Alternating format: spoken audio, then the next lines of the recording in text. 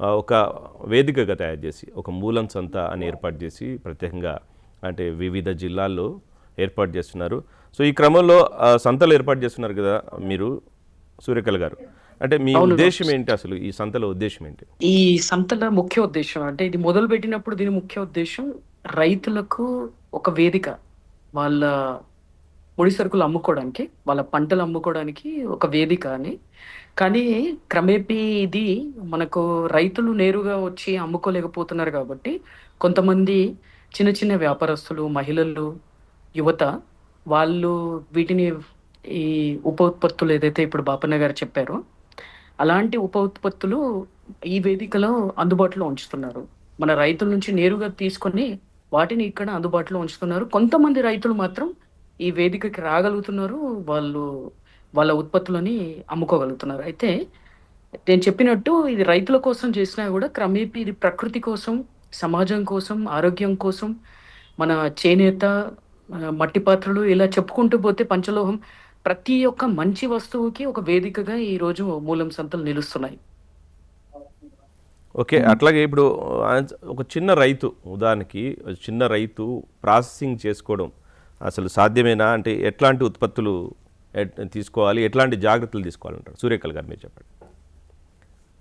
అంటే ఇప్పుడు ఒకటి మనము పండ్లు, కూరగాయలు పండిస్తే వాటిని మనము తక్కువ మోతాదులో చేస్తాం గాబట్టి, మనం ప్రకృతి వ్యవసాయం చేస్తే నిజం జెప్పాలంటే ఇప్పుడు బాపన్న గారు చెప్పినట్టు మన చేస్తున్న విషయం నలుగురికి తెలిస్తే మాత్రం మనం మడికే వచ్చి కొనుక్కునే అవకాశాలు ఎక్కువున్నాయి శరత్ గారు. మన వరకు వచ్చే అవకాశాలు చాలా తక్కువగా ఉన్నాయి.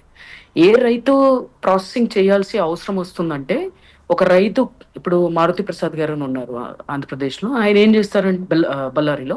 ఆయన ఏం చేస్తారంటే కేవలం మన కాలా జామున్ పండిస్తారు. ఓకే. దాని నుంచి జ్యూస్ తయారు చేస్తారు.